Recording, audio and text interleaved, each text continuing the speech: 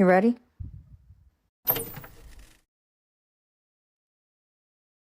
What up, y'all? It's your girl Trish, DTL Poetic Vibes Podcast. I'm your host for the day, Trish, the lovely curator and owner of this company, of course.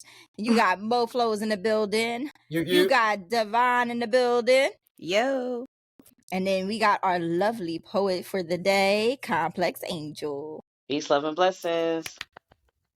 Welcome, and thank you for joining us. Thank you for having me.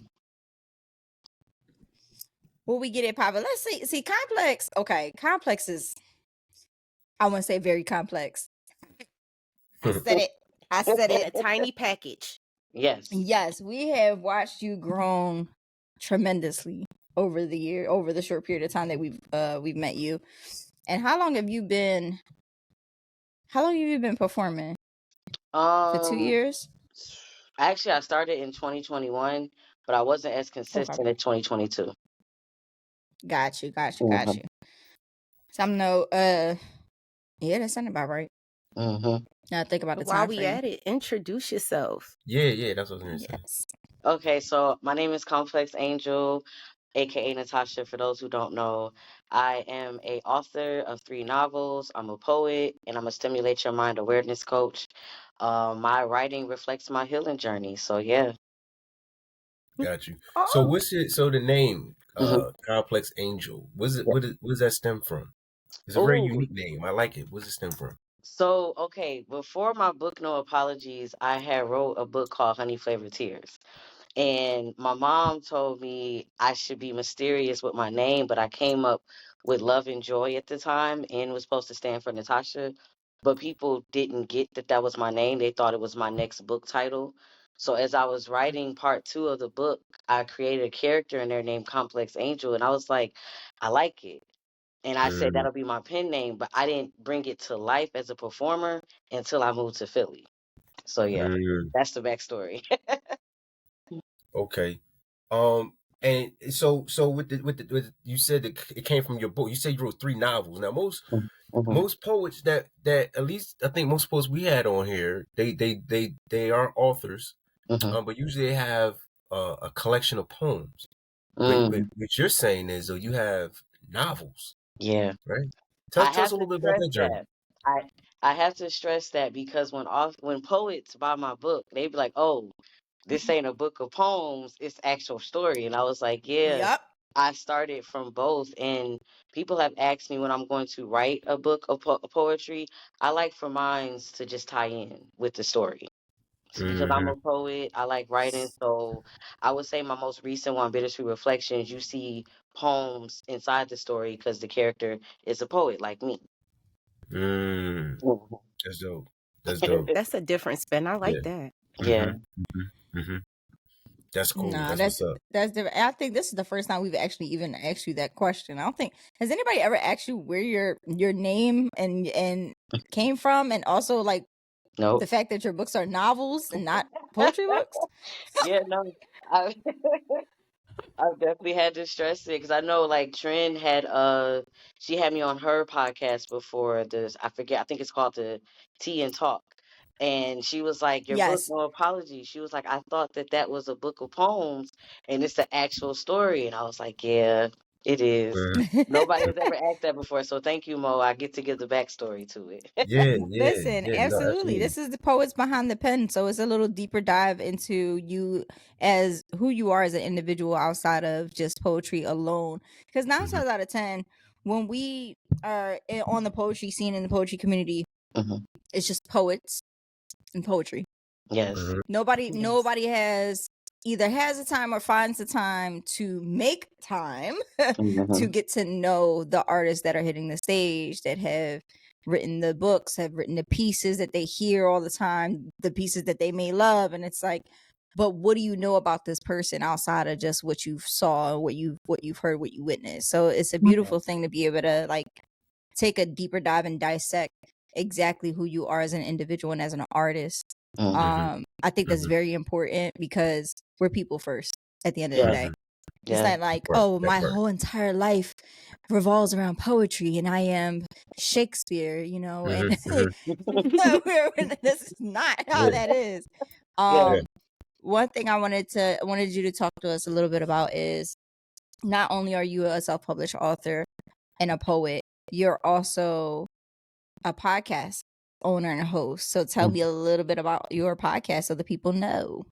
Yes, so I actually retired it last year, but I had a podcast I started up during COVID called Queens with Vibes and Visions. We had the lovely Trish on there for uncomfortable conversations. You It was did. it was a podcast that I created with my best friend back at home in Detroit, and it was just basically us talking about taboo things that from the Black woman's perspective, things that, society expects women to be quiet about. And with that podcast, like it helped me to learn a lot about my best friend actually, because we grew up in a household of what happens in his house stays in his house. So a lot of the uncomfortable topics I brought on there, like she was opening up and I'm like, what type of fucking friend was I? Like, like I didn't know none of this. You know what I'm saying? I didn't ask the questions. But we did retire it last year. I still listen back to it to help hold myself accountable for things I said I wanted to, do. Because I think it's easy to talk about stuff, but it's also don't talk about it, be about it. So Yeah. that is Indeed. that. But I did do a spinoff to the podcast, and now I host Stimulate Your Mind group sessions, asking some of those same uncomfortable questions. So yeah. Yes, and I remember being on that podcast. Complex was the first person to interview me when I came into. She dragged us in a good way. I was like, prepare for like really like deep honesty. Just prepare because it was definitely a great experience because it was. Oh my gosh, we talked about so much, but it was so much honesty. Complex was like, Trish, this is who you want. It's like, yeah, I heard some feelings on this one. But it was definitely dope. The questions were very, very well thought out and very, very interesting and very entertaining. And still on Spotify too. So yeah, it's still on Spotify. Go check it out, team. I was gonna say you gotta check that out, right? Yeah. Indeed. So I'm gonna say I it's definitely will. Queens W / because people's like I can't find it. If you are looking for it, it's Queens W with a / I was trying to be fancy with it. Is it queen or queens plural? Queens with plural. Yep, Queens with Vibes and Visions. Yep. So far, you have, of course, your podcast. You've been hitting the stage. Of course, when I met you, me and Jovan met you in the very beginning.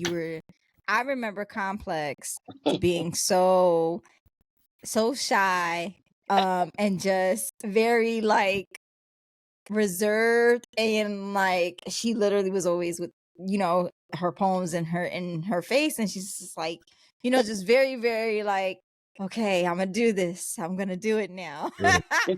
And then just blossom out of her shell. She was like, I'm like here. Just the I'm confidence here. was like, I'm Complex Angel.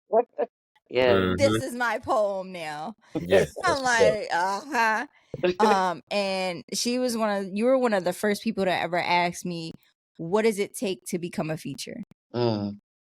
First person. And I have to give you your flowers always because she earned it and then she ended up on DTL. So yes. So that yeah, absolutely. So that leads me to my next question then, right? So at one point you were at this point in your career where you said, Trish, what do I have to do to be a feature? What, so now you being where you are now as a poet, young poet comes up to you and asks you, what do I need to do to get where you are? What do I need to do to be a feature, to be an author? What do you tell that poet? Honestly, I would tell them, be honest with yourself. I know that sounds cliche, but you really got to be honest with yourself because me as a poet that's trying to recover from imposter syndrome, being sensitive about my shit, it's so easy to get influenced and pushed by the audience. It's so easy to let the audience, what is the audience looking for? No, be truthful with yourself because the audience can see when you're not being real. They can feel it. Yes. Know that the features are going to come. People are watching you. You know what I'm saying? Even when you think they're not. Because I still have people coming to me and I'm like, I didn't even know you was observing me because you got such a straight face. Like, KP, for prime example from Breed Love. He was like, he came up to me and he was like, "Yo, I like your work because your work represents you and that's who you are outside of what you do. Like that's just you." And I'm like, "KP, you don't even really talk to me. I didn't know you observed that." So just know people are watching. Always stay authentic because you never know who you're inspiring. The features will come, and don't let your ego speak. Like don't let your ego hit the room before you do. Because your ego can mislead. So yeah.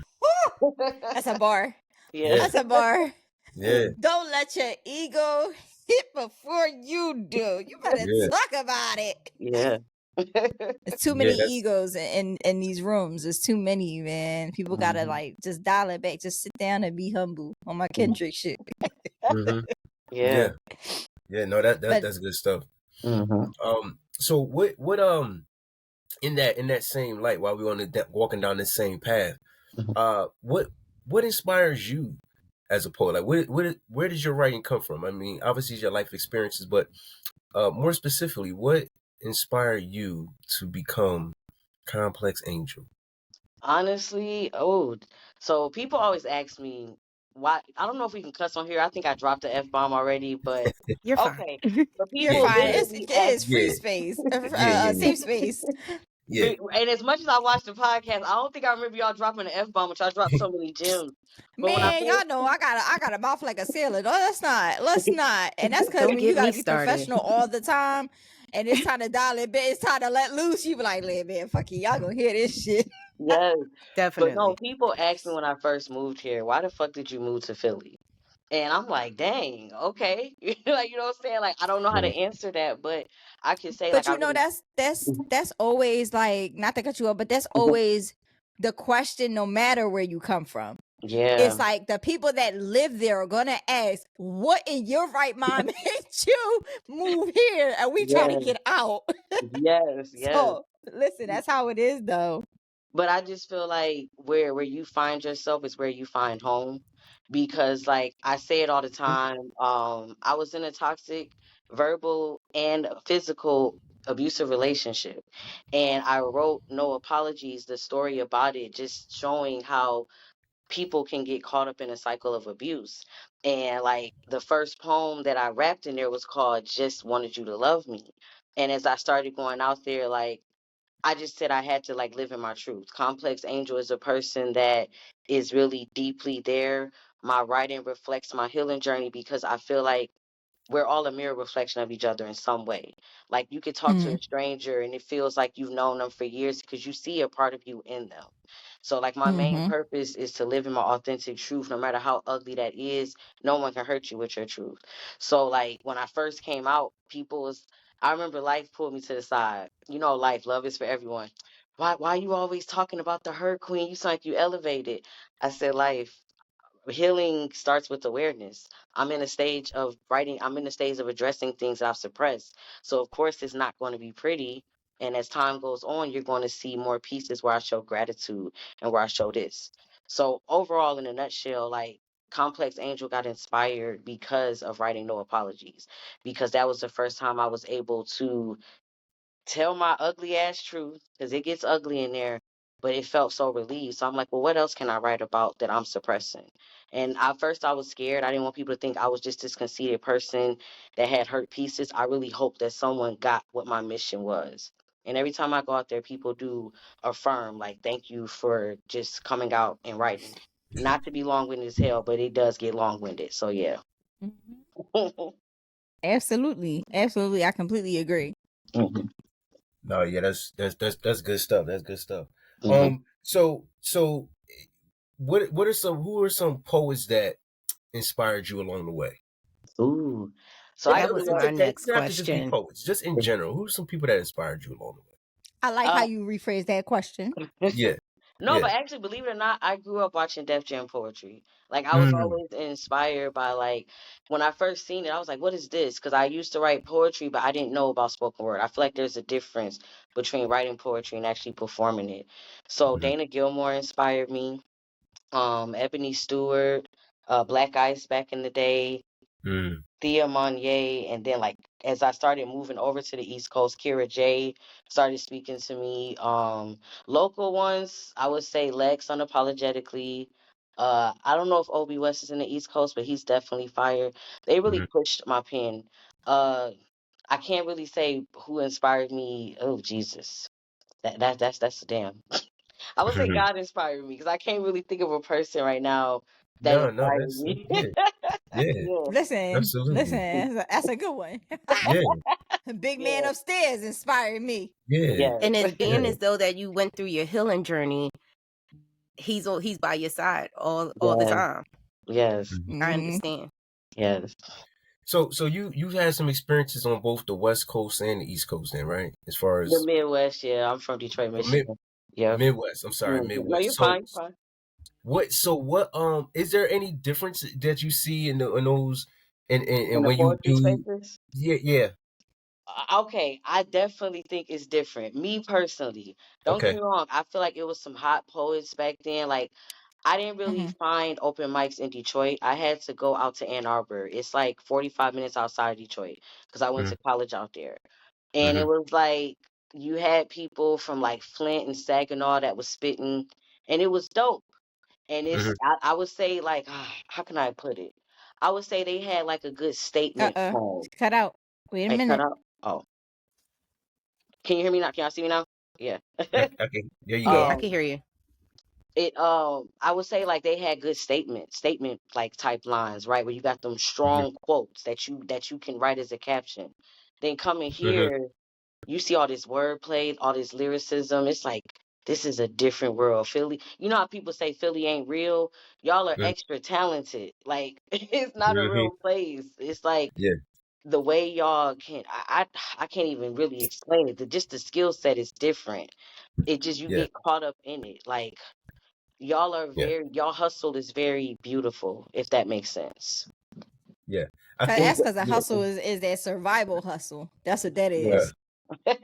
Well, I think too that I think we might have had this conversation with Javon or Mello before, but it's part of it. A part of it is how, at least that I see from my perspective, is how you see a close relation to rap and spoken word in regards to the way wordplay, rhyme schemes, and stuff like that is used, right?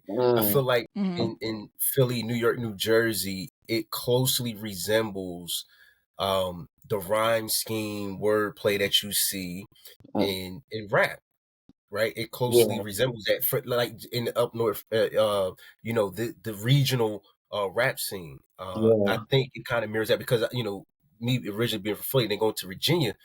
Uh, Going to Virginia is the poetry is still very very good, but it's a little bit different. yeah, It has a different, I don't know. It has a different vibe to it. I don't know what exactly to say about, but it has a different vibe. But I found that to me, it mirrors what I see or what I hear or used to hear in the mm, music. I think music is a lot more universal now. But back in the day, you could tell when somebody was from New York, New Jersey, Philly, as Right. opposed to somewhere else. Like you knew it. Like that's an East Coast dude right there. And yeah, sometimes you would see that in the poetry, like Black Ice. I think that's why Black Ice stood out so much during hmm, that Def Poetry Jam time frame. He was just so different yeah, than a lot of the other artists on that tour. I don't know if they had a tour or what it was, that show that they had, the Def Jam show. So mm, yeah, that's a good point you bring out. yeah. Actually, they had a conversation yesterday. I had brought in the birthday with Link yesterday. Him and Tiff both got the same birthday, and Words was there. He asked when he said when it comes to poetry, rap, and hip hop, what do you think the relationship is with poetry? Like, is that their first cousin? And somebody Mm, said, like, somebody said back in the day it was Langston Hughes and them first. We didn't really see rap. You know what I'm mhm, saying? It was the Renaissance days where you had Langston Hughes and all these other poets. So I feel like he was saying like he felt like poetry paved the way in a sense. mm, It So mm, I did. was It like, yeah, I did. And was like, that's yeah. I definitely look at it like that. mhm, mhm, Because how many times you'll hear people reference, like when it comes to rap, when it comes to hip hop, people like, if for somebody to say I don't like poetry, but you like rap and you like hip hop, but where you think they stem from. Yeah. They like the root of it is poetic. It's the reason why it flows the way that it flows, because it's poetic. Like, and I tell people that all the time. Like, you gotta think between music, between quotes and affirmations, and like there is a poet behind every little thing when it comes to that. And people will quick to tell you like, oh, I don't understand poetry. Oh, I don't like poetry. But you utilize it every day. It's it's life.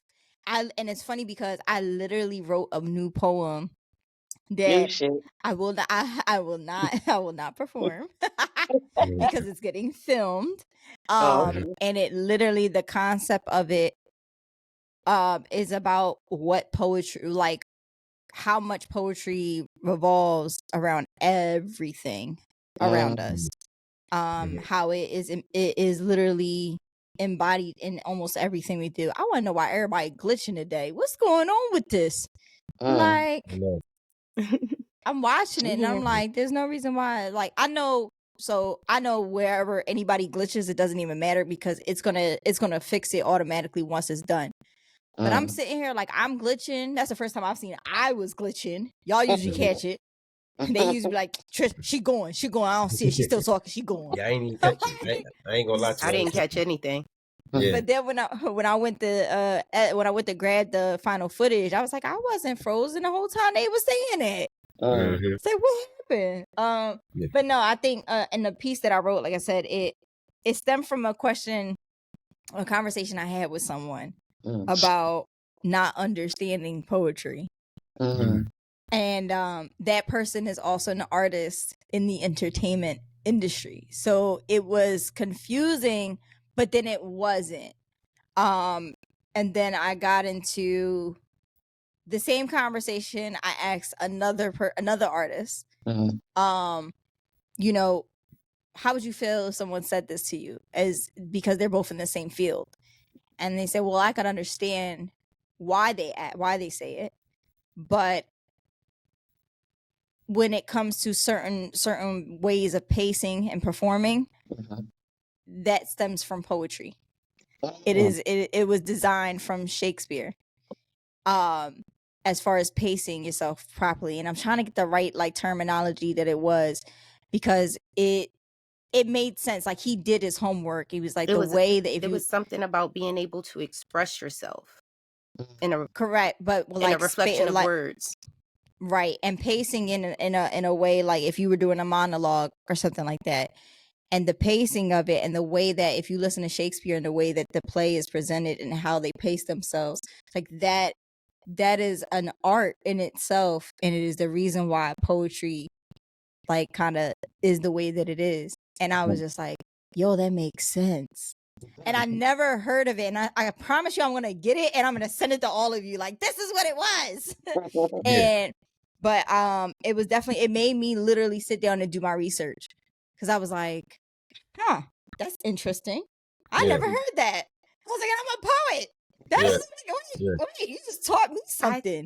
I believe that poetry stems from like jazz and storytelling from our ancestors, and be able to feel a drum, or to be able to express what a drum is in words, or like just being able to feel the words and be able to storytell and get the message across. Yeah. I found it. I got it. All right. So it is literally, shout out to my other computer on the other side. Okay. It is iambic. I'm probably saying it. I'm sorry. There you go. Pentameter. Yeah. Yeah, I know something about. So here's the thing, right? I think that, I was just sitting here listening and I was thinking to myself, I think that one thing I find that a lot of poets do, that I know, and I think it's just by default. I think it's just because a lot of us don't know, right? Is what you're talking about there, Trish. Like the different building blocks of poetry. And understanding that poetry is bigger than, yes, it's a means to tell your story It's a means to express yourself. But if you really consider yourself a poet, sort of like, okay, I don't remember what rap artist was. There's a rap artist who said something about they never listen to Biggie Smalls album, or they never listen to a Tupac. They don't listen to any of that. They've never listened to that. And when you hear an artist say that, it's like, wow, like, okay, I mean, I respect you as an artist, but how do you get better?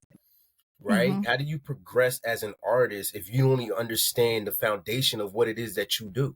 And I think a lot of poets don't do that. Like, a lot of poets, they start writing and it starts from there for them. Like, so I started writing here, so this is where my poetry journey starts, and they never go back and reflect and learn, like what you were talking about. Like, what is a sonnet? What is a haiku? Where do these things come from? What was storytelling in African culture, right? What was all that? And when you start to look at and research that kind of stuff, and you start to practice it, it'll literally change who you are as a poet, right? And I think we all owe that. If you're calling yourself a poet, you owe it to yourself and to your craft to do that research and find out what motivated Langston Hughes to do what he did, right? Like, Yes. Stuff like that. So I think it's important for us as poets to go back and look at those things and learn, like you said, about like the Shakespeare, right? And it's so funny that you say that, Mo. Like, everything that you just said, because as I looked, even though the website I pulled that main definition, as I'm listening to you talk, it literally is showing different types and explaining what it is, and it's and I'm gonna put it on the screen for a second so people can see. This literally just turned into a lesson. Can y'all see that? Yeah, I love learning. Okay, so literally, iambic pentameter literally is about the rhythm, is like a heartbeat, and then if you scroll down on this site, it literally prose and verse, rhyming couplets, like all of that, antithesis, like all of this is information that people should be looking up as artists, as poets, so they know the difference when it comes to them writing, like you said. And I think, and this is actually like well put together. I kind of like this. And I'll drop the link for everybody to see. Oh, there it goes. Now I can see it on the screen with you guys. I think it's pretty dope that when you're a poet, like you said, a lot of poets just write just to write. They start from there. They don't do the research. They don't enhance. They don't grow. They just, I'm a poet because my shit rhyme and I got a couple bars. Yeah. No. Yeah. Make it make sense. Where are your references? Like, like sometimes when you hear certain people spit, you can hear like, I caught it. I know where you got that from. You did your homework. You did your research. You made it make sense with applying it into your piece. Like, come on, make it make sense. To build up to a point. Correct. And it's one of those things that people just they just think, oh, because I'm a writer, because I'm a creative artist, I don't have to educate myself. Yeah. There's I forget the saying. It's something about, like talent alone will only get you so far, right? You could be talented, and here's the thing, there's 100, I mean, we see it, there's hundreds and thousands of talented poets. There are a handful that stand out amongst the rest. And I think, me personally, I think it's because they have dug into they've tapped into a different wavelength that other poets haven't done yet. And so they know how to, like, I know a poet who very specifically will change the you used the word, the rhythm, so to speak. The rhythm was the word I was looking for, but he'll change the rhythm or the number of syllables that he's using to match what he considers his emotion at that time in the poem. So if the emotion is, if he's expressing sadness, he literally will change how many syllables and how that's right. So when you're listening to it, you're getting this, and then as he's getting, maybe it's turning to anger, it changes in his poetry. You know who else does that very well? As an artist, Eminem. Eminem Yes. does that Yeah, it very changes Yes. the tempo. I love Yes. the tempo. That's the word I was looking for. Yeah. Tempo. Yes. And it's Oh just, my God, that's crazy because it made me think of my piece, the hesitated resignation when I filmed it, and Jovan was like, "Yo, I felt every form of expression when you switched it," and I was just like, "Really?" Yeah. I was like, "Really?" He's like, "Yeah, like it was executed, like each portion of that poem flowed right into what you were feeling, whether it was confusion, sadness, angry, frustration, like it just boom, boom, boom, boom, boom, and it was like, oh, I'm on this roller coaster with it real quick." Yeah. I was just like, oh, that's Yeah. right. Yeah. It makes such a difference. I was talking to a poet the other day, and I was at their feature, and they were like, how was it? And I was like, yo, it was really good. I was like, the only thing, if you're asking my advice, the only thing is that all your poems had the same tempo. So on the poems where you were expressing sadness and the poems that you were expressing anger, you sound the same. Like you're, No, I can't tell the difference. we could listen to the words and tell that was something different going on, but your expression and your tempo and everything else was the same. Whereas if you would have changed that, if you would have changed the tempo with those different parts of the poem, I felt like it would have been so much more dynamic. Complex Angel. So what are some poetic, we're talking about this, and what are some poetic vices and stuff that you feel like you use, or some things that you like to insert in your poetry, or stuff like that?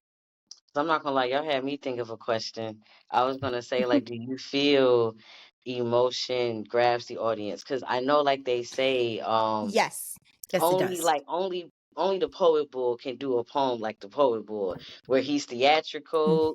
He gets down on the one knee. So, and I wish he was here for this. Shout out to Jovan. He is Yes. also, he's prepping to do the Me. workshop tomorrow at Philly Create. Shout out to Sam, Philly Create, Yeah. for the poetry writing segment. So what I've, based on conversations I've had with Jay, and just watching his growth into that, he's been tapping into a different atmosphere in terms of being theatrical and throwing acting into the mix. And that statement is true. Nobody can perform the way the poet pool does, except for Yeah. the poet pool, and that's fine. And that goes for anybody. Nobody can perform the way Complex Angel performs, but Complex. Everybody has their own thing. I think emotion grasps the audience because it's like them trying to watch a movie scene. It's and I'm speaking from just being in the audience per se. Like if I'm sitting there and I'm listening, like you said, Mo, like listening to your words, and I can hear your words, but if I can't feel you, how they're just words. Do you understand? So it's like, okay, well, yeah, like the piece was dope and all, like it was fire, but you didn't sell me. And it's the same thing with filming as an actor or actress. And a lot of people that I've worked with before, like I had no picks when it came to my like how I judge anything, because I'm always going to put myself in an audience position. If I'm watching a film, and I'll throw Chris in the mix, because shout out to Chris, because he just our DP, because he just had a cameo in a film that just dropped on Tubi, which is like ranking top right now, most popular, called More Than the Streets, with another castmate of mine that first did DTL with me, Wante. Shout out to both of them and the entire production team, Mark and everybody. But so Chris was in front of the camera for the first time. And I laughed at him because he had no lines. He literally was just like one of them bodyguard niggas that just, had to drag a body and then counting money. And he was sitting there counting the same bills over and over. And I was like, it wasn't no more money for you to count, bro. You're rotating the same bills. But he did sell me even without words. Yeah. He sold me that he was head honcho, like I'm the person they call to clean up. Yeah. So he did the part. And as a person is watching, like, oh, okay, that's cleanup crew. Now say if he walked in there and was just sitting there counting money, like, who is this clown? Like, who is this? Yeah. So it's the same thing with poetry when you're presenting. It's like how Mello would always say to me, find your flow. Mm-hmm. Find your flow when you practicing with yourself. Yeah. Once you get the flow, then you can rearrange it. Yeah. To make it better. But you have to find it first. Yeah. Because if you don't have it, then it's not going to make sense. It's just, I'm just hearing a piece. It's not, there's no emotion. There's no compassion. There's nothing in it. How can someone interpret something without the emotion? Yeah. But because when y'all was talking about it, you were saying like the different tempos. It just made me think about that because, like, to piggyback and answer your question, what you were saying, Mo, I like to watch different poets on my TV downstairs. I'll have like a little virtual spar where they'll do a piece and I'll do a piece. But I know that my cadence is my cadence, my level is my level. I don't have to do it like this person, but I do want people to believe, you know what I'm saying, what I'm saying, because I'm a very nonchalant tone person. I have a very monotone voice. So I was like, we got to learn when to raise our voice in certain parts. Like I had to like really look at my pieces. What do you want them to get out of this? But I know I can't. That's why I said no one can do a poem like the poet, but no one can do a poem like Mo. Like everybody has their own style. But I had to learn like, okay, well, how can I get to the next level of mine? So I like, like with the research thing, I'm gonna be honest, I've been writing since I was 12. You know how like in high school you only got to take this many classes? I had like 7 English classes because I love to write. But that was like 14 years ago, okay? I'm 34. I don't remember how to write a haiku. I can't really tell you about a sonnet, but I still do research. Like I just did a piece and I'm challenging myself because I really don't write Black Lives Matter pieces. I don't really know what genre it falls in, but that's what I call it. But after Sonya Massey, I was like, yo, I really need to write something because that bothered me. I'm like, you get tired of seeing Black people die on camera and nothing's happening. So I do remember back in creative writing class where they would say, take something and something else and put it together, right? Make a plot twist piece. So it's called But He Said He Loved Me, but it's representing the Black women over the last 400 years, talking about how we've been in an abusive relationship with white supremacy. So I had to go research the domestic violence wheel because it tells you the tactics that abuser use. And I was like, okay. And I just started going from there, and that's how it came. So I feel like I do research when I'm trying to figure out how can I incorporate, because I feel like that rhyme scheme, the word play, and I'm trying to think what is the other thing, because Lex does it a lot. That scheming, like where you're, I had to, I feel like it comes naturally for some people, but for me, I gotta think about it. I can't just write it. I can't freestyle it. So, and that's okay. Google's always my best friend, and I'm not saying that's no shade. Indeed, I know my strengths. I know my weaknesses. Google is like my best friend. Absolutely, when I'm and I think listen, man, you know how shit be Googling. I got the thesaurus on tap. Like I don't play no, like when I'm writing this all, I'm like, we literally, Mo, did we not just talk about that? We just talked about that. But listen here, all day. Listen here, lights. It's not just the lights. No, Mo, why Complex started talking about her lights as soon as she jumped on the call? But no, we was just having that conversation. Remember, Mo, and we was talking about how, like, remember I told you, like, when I'm writing, you ever start writing and you know exactly what you're trying to say and you have the word, but you're like, hold up. Does the word make sense definition wise? Right, so let me go look up the word and then use it in a sentence before I apply it to my sentence. So it's like you gotta really reference it.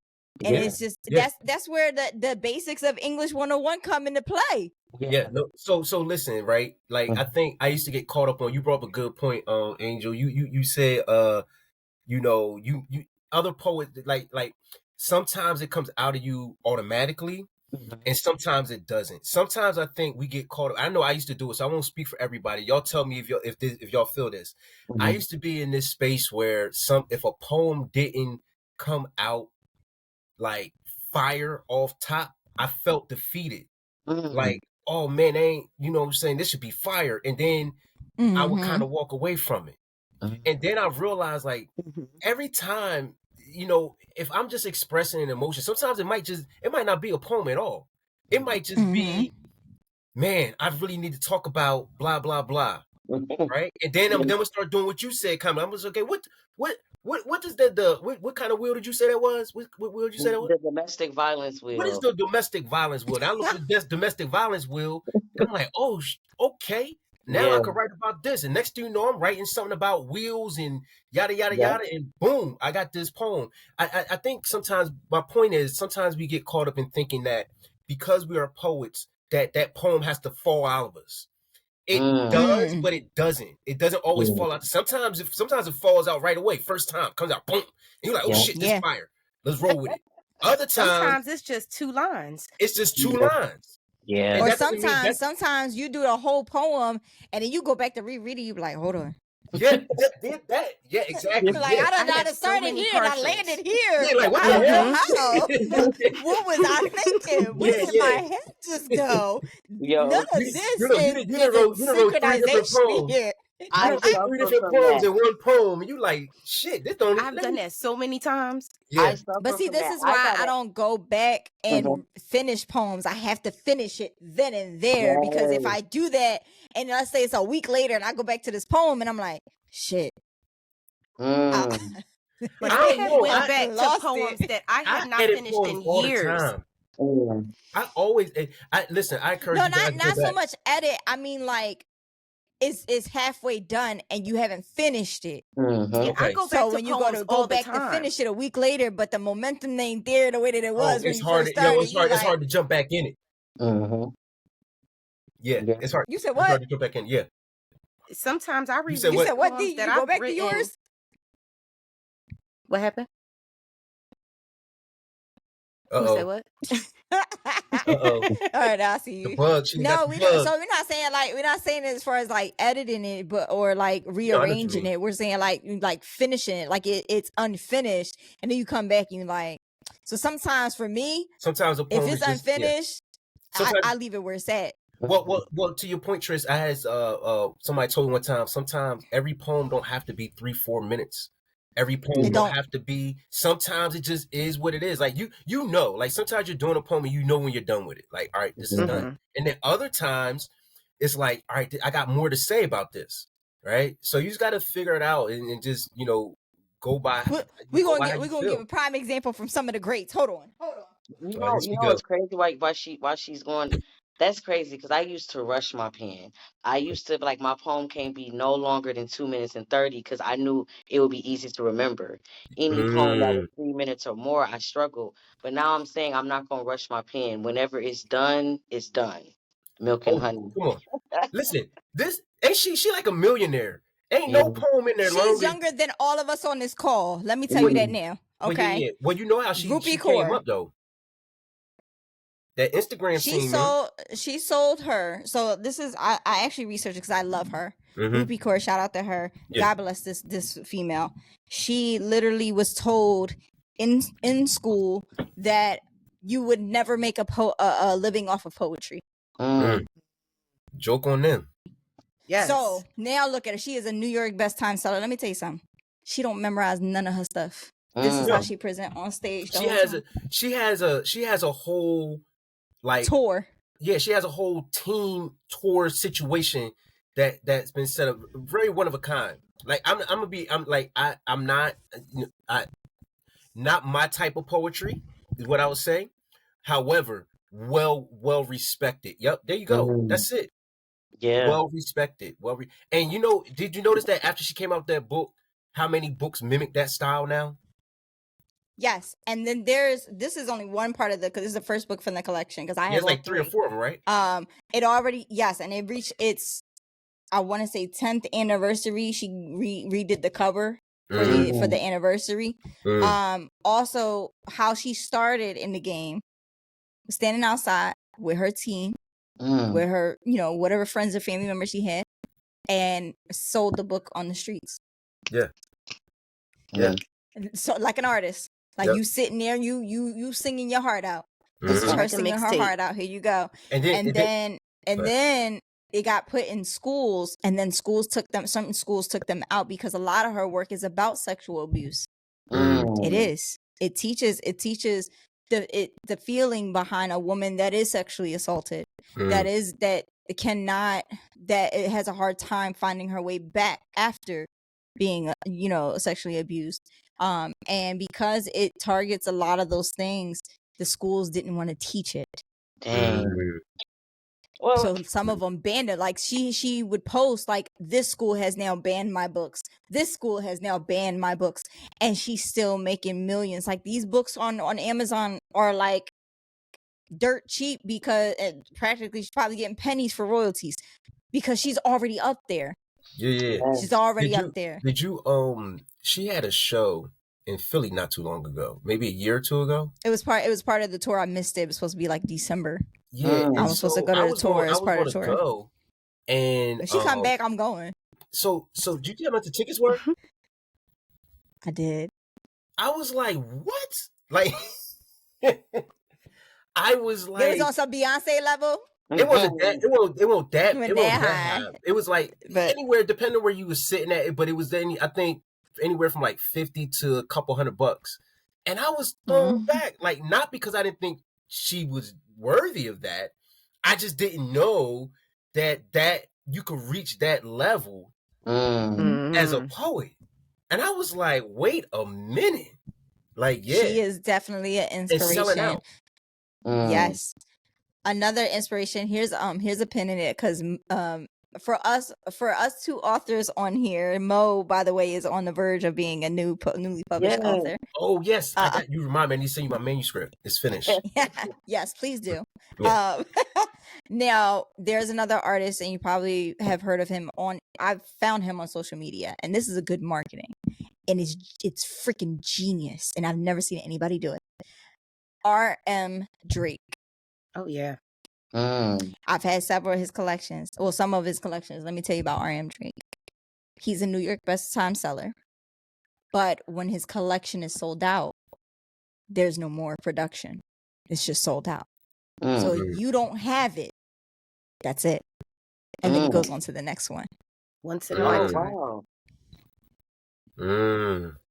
That's a certain number of copies, and then once the copies are done, once the inventory starts to drop, he then discounts them. I bought an entire box set for $20, and it was I can't remember. I think it's like book 5 through 8, and I don't have 1 through 4, and I can't find it. And I'm like, dang it! And that's how I end up learning that once you don't have it, that's it. And I was like, yo, that's the most genius thing I've ever seen. Yeah. Like, this is truly Picasso be Picasso if he had multiple versions of Picassos out there? Like, would he still be? This is true. That's a good point. So yeah, everybody's fighting for something. They want number one. They want the highest price to the highest bidder. So like for me, market. When I came out with the bundle versions of my books from 1 through 4, there's no more bundles. They're gone. If you don't have the black and white covers, they're gone. And then the newer ones, I actually may have by Sunday. Got you. God willing. God willing. Got you. So in the midst of all this, this great conversation, Complex Angel, what do you do to better yourself as a poet, and what's next for you? Like, what's the next step for you? So I'm always practicing every day, as much as I can. Like I said, I'm always trying to research how I can go to the next level. Like, I do try to challenge myself to see if I could go into different genres, because my ADHD mind don't like being put in a box. Like, I don't want people to say, like, oh, she's a relationship poet or she's a sad poet. No, I'm just a little bit of everything. What's next for me is just doing more features. One day working myself up to a slam. I just be feeling like my soul is getting dissected up there in front of them judges. I can't do it. Like, that really messed with my imposter syndrome. But one day, working on more, bringing more poetry and conversation events live. I do them virtually for free. But working on bringing like at least 2 or 3 throughout the year, because the first one in May was sold out, and it was like really dope. That's where we get together, 14 poets, and like we do a cipher, and then we'll talk about like a different topic. Like I know in that one we talked about why is erotic pieces viewed a certain way? Why is vulnerable pieces viewed a certain way? And it got real interesting, but I want to bring more because I was like, yo, this helps me as a poet. Yeah.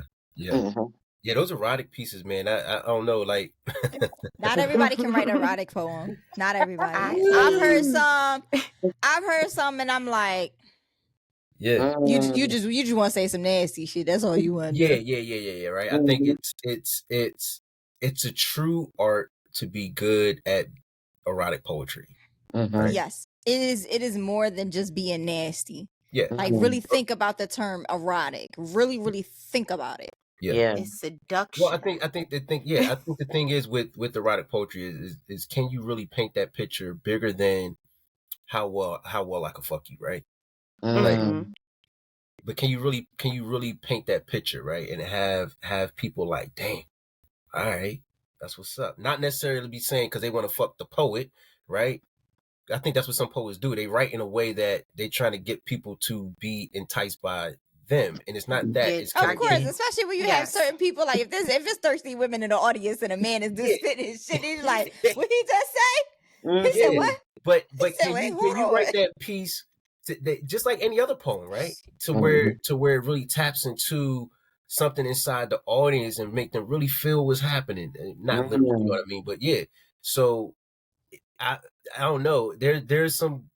I'll say the erotic poets that I know that are good.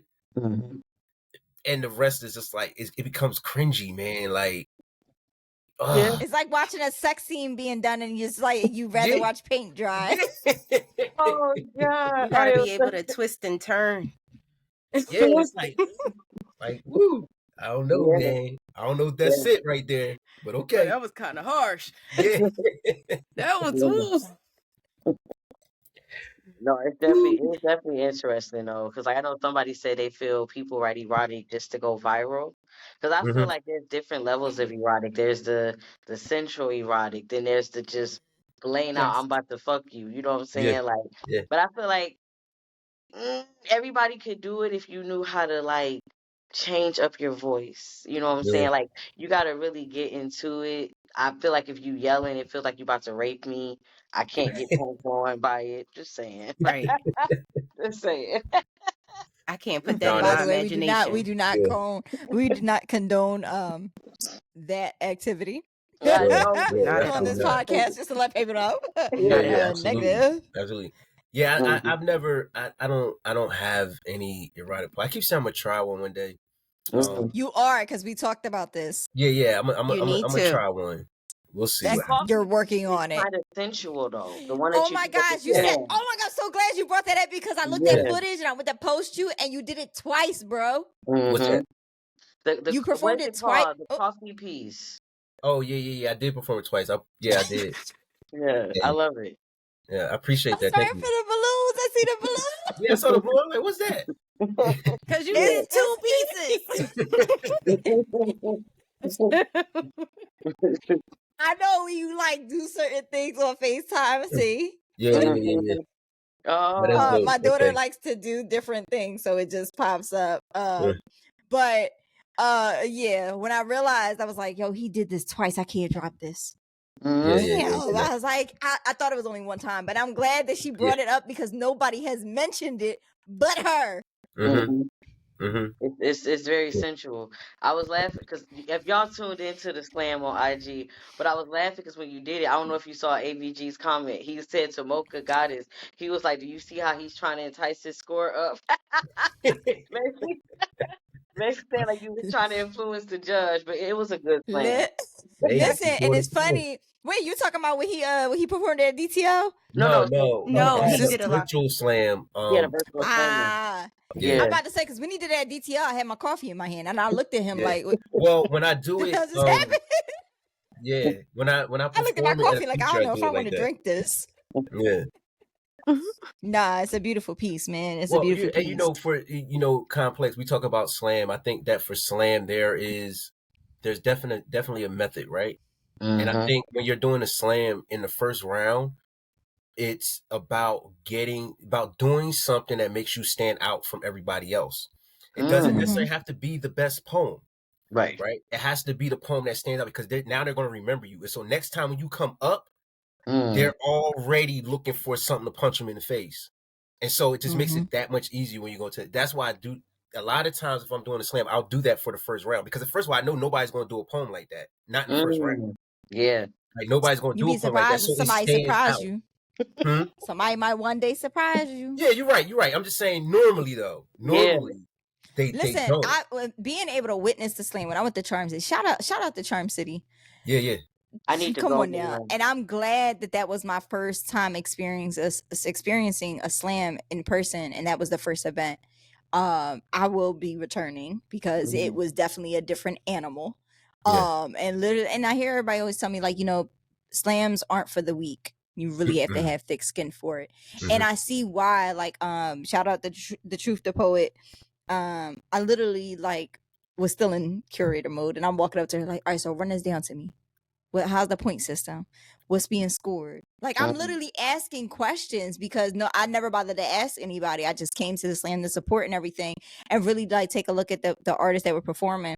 And she's giving me the rundown, and she was like, mainly the judges that are judging are poets that have the right to judge because of how much that they have in experience, basically. So it's just like, all right, that's fair. I get that. That's fair. When it comes to the experience, when it comes to the slam atmosphere. So I was like, all right, so she's, running it down to me. I'm like, whoa, yeah, I know for me, because I'm too sensitive about my shit. I can't. I can't. Y'all not finna judge my shit. Yeah, I it's just right can't. there with you, Trish. It's very tough. I'll be in the car crying. I What will was the guy on support. Friday when he got his grandma's chain got stolen? I'll be in the car crying if I got a 7. Yeah, I think that it comes with now. Charm City is a different animal all by itself. Yes, I was told that. Because of the way there's not a real. I can't think of a real reason but one thing I do know is the way they judge. Like the judges are they're all greats. Like they well established poets. Or not just poets and whatever, because one time it was like a rapper they had or something like that. But the thing is that a lot of times what happens is when you have judges that are that caliber of poets, each of them have something that they feel makes a good poem. And it's different for each of them. It's a different, it's not. It's very. So you never know what they think makes a good poem. So what you think, oh, I'm about to go up here with this fire. Yeah. And to them, if they like, man, that he ain't have or she ain't have no wordplay in that joint, it's going to score low. The next judge could be like, oh, you heard I love the tempo or whatever it is. Like each of them has something different they like. Whereas a lot of times other slams, it's a lot of times they'll choose somebody. Isn't it categorized? No, they'll have somebody from the audience to be a judge. So it's somebody.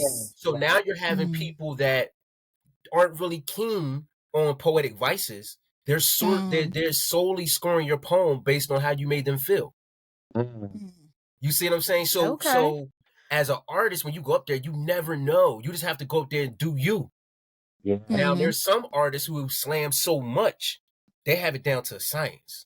So seriously, like they have it down to a science. Like they know, oh no, I can't do this poem because blah blah blah, and I can't do that poem because blah blah blah, or I need to do this because, and I'd be like, man, I came with 3.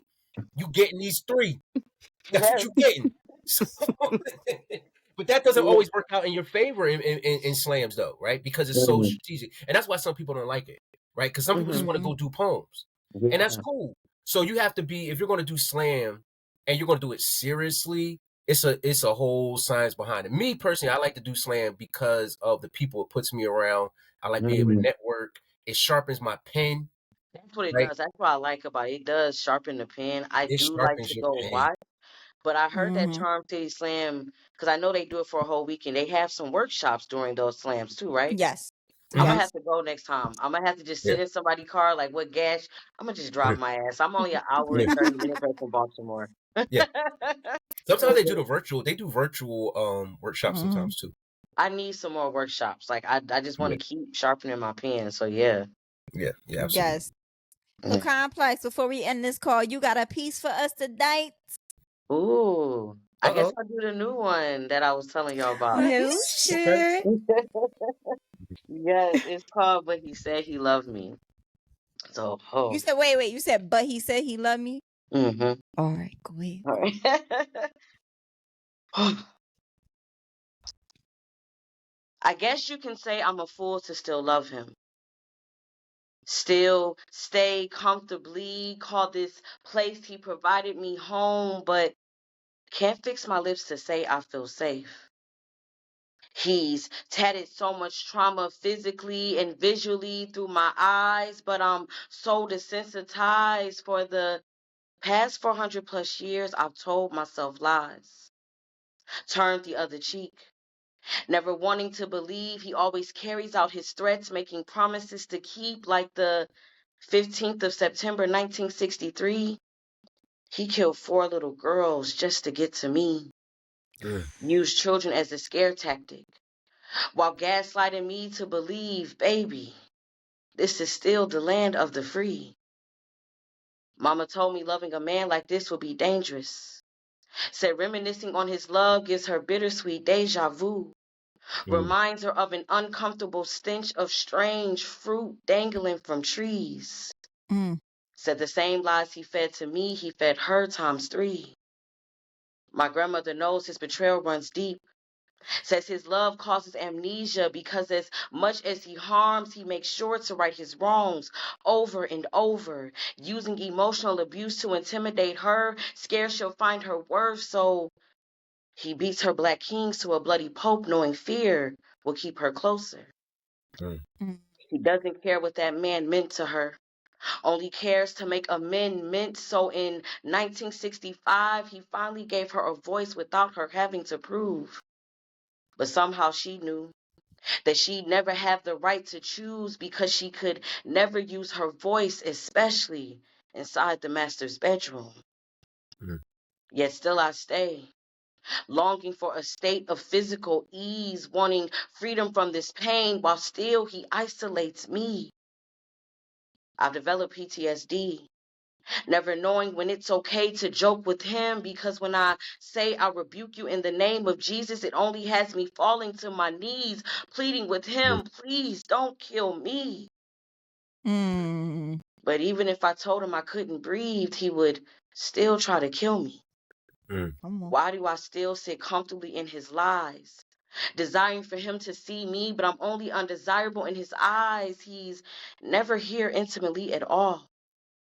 I guess he really sees no human involved. So why do I stay in a place where I don't feel safe? I want him to love me, but he said he loved me. Well, now I really don't know. I'm just praying I figure it out before my case, like other murders in the Black community, goes cold. Home. Yo, I'm loving the metaphor in that. Yes, I was like, the extended metaphor in that. That's the one. I like that. Thank you. That's dope. That's dope. We heard it first. Yes. Yeah. I would definitely first. Yes. Right. I would definitely bring it out more. Yes. No, yeah, that's it was beautiful. Piece. I was all in. I was like, ooh. Yeah, that metaphor is I have everything, a question. man. That metaphor is everything. Sure. What do you do when you get writer's block? When no such thing. Huh? No such thing. No such thing. No such thing. No such Do not speak it into existence. I do. But I've heard before when you it's have a temporary pause. Block. Huh? I was told it's a temporary pause. It's not a block. Yeah. I was told when you have writer's block, it's because you're not being honest about something. And I would say that's truthful for me. So when I get writer's block, I'll be like, yeah. Oh my God, I had writer's block for 6 years. That's not fair. No, so no, that's some real shit. Because one time I was doing a poem and I couldn't finish it, and Mm. and my man's was like, he was like, yo, he was like, it's because you're afraid to really talk about it. Mm. And you know what poem that is? You ever hear my father What? poem? The one about Yes. raising in the sun? Yeah. Yes. And that's so when I first wrote that, it wasn't like that. And he kept saying like, man, like just talk about your dad for real. Like just, like you're trying to tell the story without telling the story. That's why, you know. So yeah. I feel you. That's some truth. There's some Can I truth say to that. something to y'all? And I want y'all, like, if y'all ever want to have a topic with somebody else, please do. But do y'all feel like, because I suffer from that, where you're writing something like my distorted views piece, that was about me talking about my grandmother causing me body dysmorphia. But family would feel like, how dare you, how dare you put the business out there? Do you feel like family thinks poets are pillow talking to the world about personal things, even So though here's it's our story? I'm about to piss some people off Yo, you right about now. to start Hold a up. whole topic. Yo, Trish, write that question down. Yes, write it Because down. Yeah. this is a 30-minute. This is a 30-minute. I'm not going to answer it right now. Yes, We're going to revisit because it's going to take me too long. My yes, short answer is yes. yes. That's my short answer. But I want to dive into that. Can you write that question down so we revisit that one? That's All a right, good let me question. get my handy dandy Thank notebook. you. She about to have us on here for another hour. She's trying to squeeze another hour out No, of I'm us. not. No, I'm not. I'm not. And Because that's we why I said, can. We bring can it, no. bring it to somebody else because I love What's the watching y'all question? podcast. What's the question? We going? Listen. Do you feel like family feels poets pillow talk to the world when it comes to talking about those personal issues? Even though Yeah. it's our story, you know what I'm saying? Like it's something that we experience, but I feel like family, you ain't have to tell my business like all the time. Yeah. Well, and okay, just one quick short thing I'm gonna say about it Sure.